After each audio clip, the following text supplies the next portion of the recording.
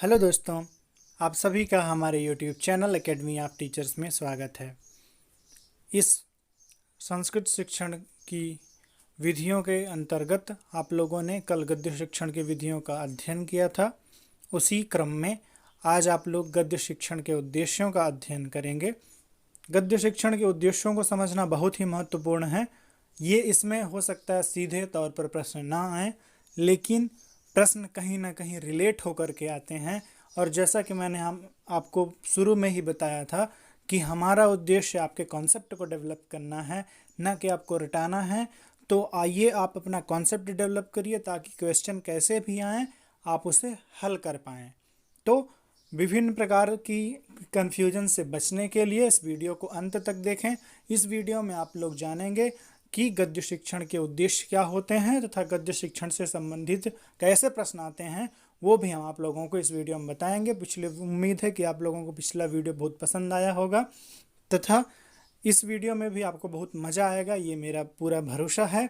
और मुझे पूरी उम्मीद है कि आप लोग इस वीडियो के सहारे आप अपना कॉन्सेप्ट अच्छी तरह से डेवलप कर सकेंगे। और उम्मीद है आप लोग ऐसे ही अपने आप को इससे लाभान्वित पाएंगे। तो आइए शुरू करते हैं। क्या होती हैं गद्य शिक्षण के उद्देश्य? गद्य शिक्षण के उद्देश्य का स्तर के अनुसार वर्गीकरण किया जाता है। जैसा कि आपको प्रारंभ में ही बताया गया है कि हमारी जो शिक्षण सामग्री होती है, टीचिंग मटेरियल अथवा विषय वस्तु जो होता है, कंटेंट होता है, वो बालक के मानसिक स्तर के अनुकूल होना चाहिए। अर्थात बालक का लेवल क्या है, वो किस लेवल पर है, क्या समझ सकता है, वो उसके अनुसार ही हम वहाँ पर स्तर तथा पाठ्यक्रम को निश्चित करते हैं। पाठ्यक्रम इसीलिए बनाया जाता है कि स्तर के अनुसार हो। यदि हम प्राथमिक स्तर के बच्चे को उच्च स्तर की कक्षा में पढ़ाने बैठा दें या उसको 12th क्लास की बुक दे दें तो वो नहीं समझ पाएगा, क्योंकि उसका स्तर वो नहीं है। तो यहाँ पर आप लोग स्तर के अनुसार शिक्षण उद्देश्यों को समझेंगे।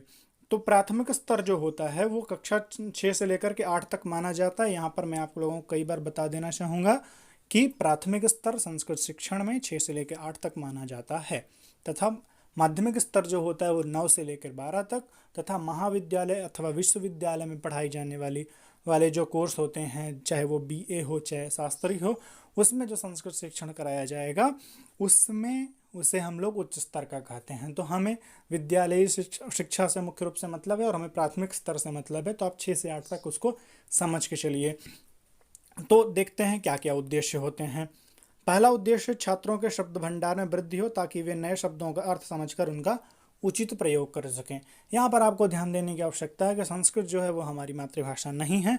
उसे हम प्रथम भाषा के रूप में भले ही चयन कर लें, लेकिन यदि शाब्दिक परिभाषा पर जाएं, रियल मीनिंग जो होती है प्रथम भाषा की, प्रथम भाषा का मतलब होता है मातृभाषा, जो आपके घर के आसपास के वातावरण में बोली जाती है, वो आपकी प्रथम भाषा है। तथा द्वितीय भाषा वो होती है जो आपकी टारगेट लैंग्वेज होती है, लक्ष्य भाषा होती है, विद्यालय की भाषा होती है। तो यहाँ पर आप लोगों के लिए मैं बताऊंगा कि संस्कृत जो है वो आपके लिए द्वितीय लैंग्वेज है, टारगेट लैंग्वेज है। तो उसमें आप अनुवाद के माध्यम से सीखते हैं। प्रत्यक्ष विधि का उपयोग बहुत कम किया जा रहा है संस्कृत में। तो मुख्य रूप से जो द्वितीय भाषा सीखने का उद्देश्य है कि शब्द भंडार में उनकी वृद्धि हो ताकि वे नए शब्दों का अर्थ समझ सकें और उनको प्रसंगानुसार, प्रसंग के अनुसार जहाँ जैसे जरूरत हो वहाँ उसको बैठा सकें। दूसरा उद्देश्य है छात्र पाठगत ध्वनियों। पाठगत मतलब पाठ में आए हुए जो ध्वनि हैं, ध्वनियों, शब्दों एवं वाक्यों का शुद्ध उच्चारण कर सकें तथा वे संस्कृत भाषा का परिचय प्राप्त कर सकें। छात्र पाठगत भावों एवं विचारों का ग्रहण कर सकें। जैसा कि आप लोगों को पता है कि भाषा शिक्षण के जो कौशल होते हैं, भाषा के 4 कौशल होते हैं, जो श्रवण, पठन, लेखन और तथा वाचन। तो इन सभी कौशलों का विकास करना ये मूल उद्देश्य होता है कक्षा 6 से 8 तक अर्थात प्राथमिक स्तर पर, तथा बच्चों के अंदर अभिरुचि जगाना ये प्रमुख उद्देश्य होता है। इससे संबंधित एक प्रश्न भी आता है कि प्राथमिक स्तर पर किसी भी भाषा के साहित्य के विभिन्न विधाओं को सम्मिलित करने का क्या उद्देश्य है? तो उसका मुख्य उद्देश्य ये है कि उनके अंदर सौंदर्य की भावना विकसित हो सके, उनकी रुचि जागृत हो सके तथा उनके लिए वातावरण तैयार हो। जैसा कि मैंने आपको पहले वीडियो में भी बताया है कि भाषा सीखने के लिए उसका हमें इन्वायरमेंट चाहिए, एक्सपोजर चाहिए, ताकि बच्चे को ज़्यादा से ज़्यादा मौका मिल सके उस भाषा से इंटरेक्ट करने का, बोलने का, सुनने का। तो यहाँ पर यही प्रमुख उद्देश्य होता है प्राथमिक स्तर का। अगर ओवरऑल देखा जाए तो उद्देश्य गद्य शिक्षण का उद्देश्य होता है ग्रहणम अभिव्यक्तिश्च, अर्थात भाव ग्रहण करना, जो कहा जा रहा है उसे ग्रहण करना, और अभिव्यक्ति देना, खुद को एक्सप्रेस करना, अपनी बात रखना, ये प्रमुख उद्देश्य है। अगर प्राथमिक स्तर पर पूछा जाए तो प्राथमिक स्तर पर भाषा शिक्षण का उद्देश्य होता है संप्रेषण करना, अर्थात अपनी बात सही ढंग से रखना। तो ये हुए प्राथमिक स्तर के उद्देश्य। उम्मीद है कि आपको समझ में आ रहे होंगे। अगला स्तर जो है वो माध्यमिक स्तर है, इसको भी आप लोग समझ लें। माध्यमिक स्तर जो हम जैसा कि हमने बताया कि 9 से लेकर 12 तक होता है।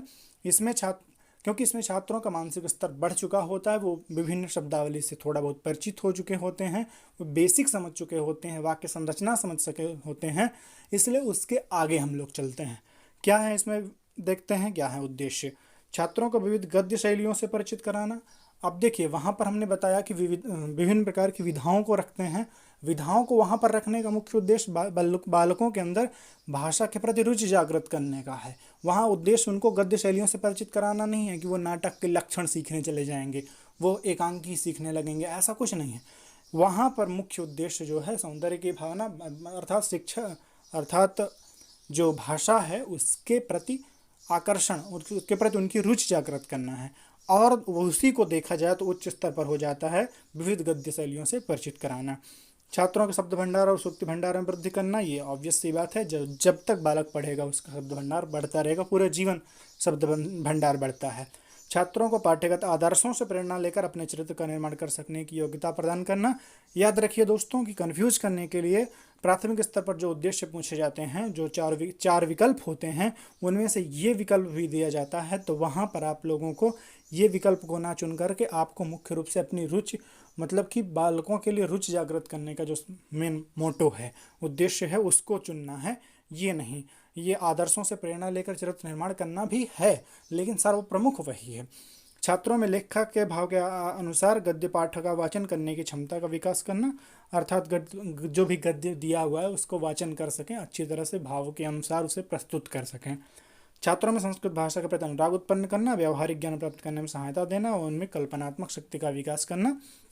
ये ओवरऑल उद्देश्य होते ही हैं कि अनुराग उत्पन्न करना, व्यावहारिक ज्ञान प्राप्त करने में सहायता देना व उनमें कल्पनात्मक शक्ति अर्थात सर्जनात्मक शक्ति, सृजनात्मकता का विकास करना होता है। ये है माध्यमिक स्तर के उद्देश्य। तो दोस्तों उम्मीद है कि आप लोगों को उद्देश्य समझ में आए होंगे। जब आप लोगों ने उद्देश्य समझ लिया तो शिक्षण विधियों को समझने में भी आपको कोई कठिनाई नहीं होगी। आगामी वीडियो में हम आप लोगों के लिए लाएंगे गद्य शिक्षण की पाठ्य योजना कैसे तैयार की जाती है, उसमें क्या क्या सोपान होते हैं, और उसी क्रम में हम आपको एक नमूना भी दिखाएंगे कि पाठ्य योजना कैसे बनती है, तथा उन सोपानों को समझाते हुए प्रस्तुत करेंगे ताकि आप लोग उसे समझ सकें कि इन सोपानों का मतलब क्या है।